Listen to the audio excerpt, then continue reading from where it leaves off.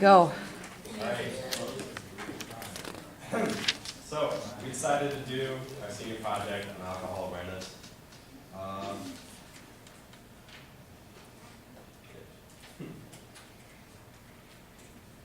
Our big question was like, how could we help prevent kids from, being exposed to this and starting to use this drug before they're of age.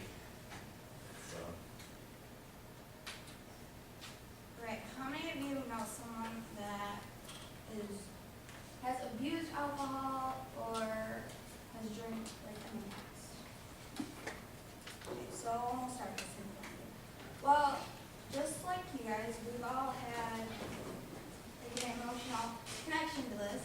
I swear it was a good time. But tomorrow, it'll be 2 months ago, my best friend died from consuming too much alcohol. And he was found on the side of the road, down in Flint. They don't know exactly what happened to him, but they do know that he was doing pills and drinking, and so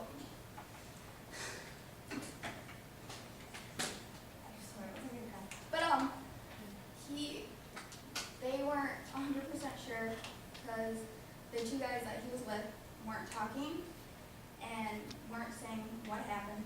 And so that's what we found out from the autopsy, that he had drank and consumed too many pills. And it took his life. So now all of us and his family we're devastated because he was the thing that, kept his family together. He was a thing, he was the type of person that even if he was having a bad day, he wouldn't care if he wouldn't care if he was having a bad day. He would do anything in his power to make sure you were doing okay. That was him. And now he's gone. And so it's really devastating, I guess, honestly. Okay. My mom was a hard single mother raising 4 kids by herself. And when she was 18, she was in a bad place, I would say. And she left all that behind, alcohol, drugs, to take care of us, or when she first found out when she was pregnant with my sister. And she left and we were happy, but then she started drinking again. And I didn't know how bad it was. How she did it earlier, she just told me she did, and it's every day she would drink, and it's hard to see her like that. It's not only changing her, but it changed a lot of things of living situations, and we didn't have this and we didn't have that anymore. And it's hard to see someone you love and care about waste their life away to alcohol, and it's sad, it really is. But they're not the same. No, they're not the same when they drink. And they do it every day. Even when she's sober, we know she's not the same. And it's just hard to just see someone lose their life away to that. And it's not really pretty at all. Well, I decided to do this because I know in my high school I was exposed to it a lot, and I have friends who abuse it quite a lot. And my brother is a freshman, and he's already been offered it multiple times, along with other things, and he's told me about that. And I'm afraid to see him go down that path, so just like us do this.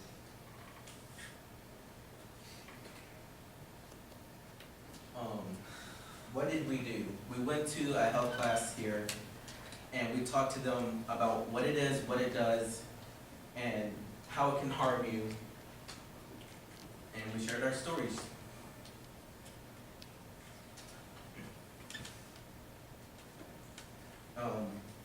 We asked them, we gave out survey questions, and these are some of the questions that we asked on that survey. What is your age? What is your gender? Have you ever consumed alcohol? At what age did you start consuming alcohol? Why did you start consuming alcohol? How many days a week do you think a typical student at Mount Pleasant High School drinks? And have you ever passed out or experienced memory loss due to alcohol? And some, I don't know if they were kidding or not, but some of those, wow.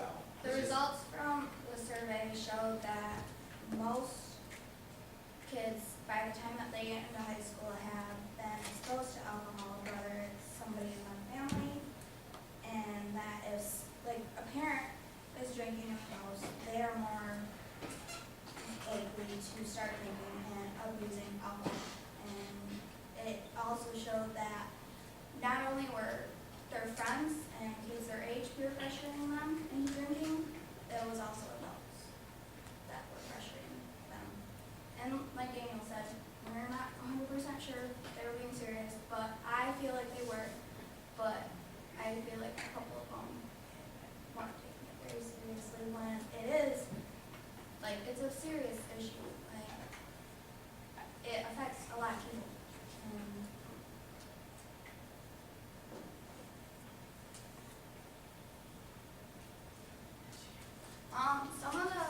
we also talked about the short-term effects and long-term effects. Some of the short-term effects are breathing difficulties, vomiting, blackouts, and unconsciousness. And I mean, none of those sound fun. I don't know about you, but I don't want to experience any of those. Some of the long-term effects are nerve damage, high blood pressure, permanent damage to the brain, stroke, or any heart-related disease. And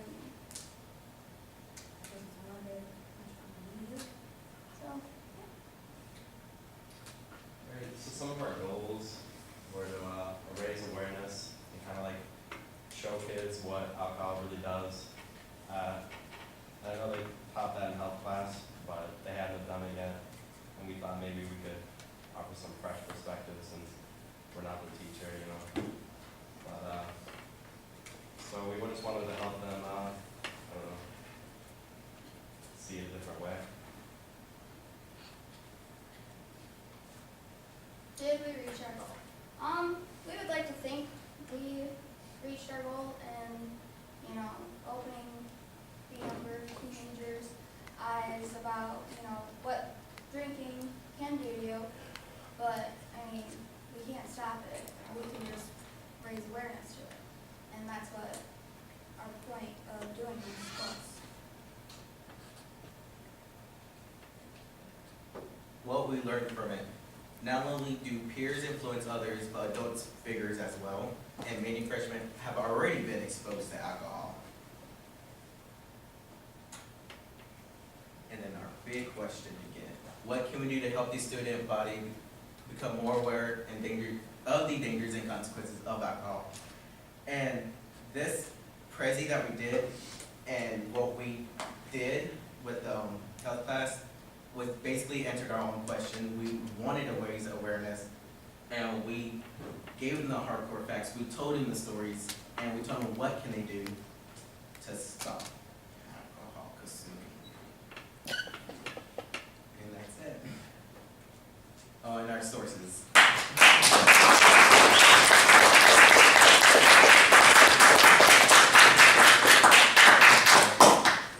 No questions. Are there any questions? Johnson. So you were talking about when you gave the survey, and you talked a lot about how you're not sure if they took it seriously or not, but you didn't really talk about the results. Were there things on there that surprised you then, the answers? Well, yeah, that and while they were doing it, they were kind of like laughing and just like the way they were acting was kind of iffy. So Was it just a group of dingleberries or what? It was 9 to 10 graders, so I'm Yeah. guessing. So what kind of things showed up on the results then of the survey? well, a lot of the time we saw that like it was like adults that were influencing. Because I mean, I guess it makes sense because they're younger, but we found that the kids were either not or adults were influencing them. we also found out that by the time that they have reached, because I know from reading some of them, by the time that they reach the age of 14, most of them have consumed alcohol. So, Did you get good feedback from them when you were actually sharing your stories and your experiences? I feel like we did. They didn't have too many questions, but they were engaged, and so. they weren't sleeping, so. Okay, good. All right, thank you.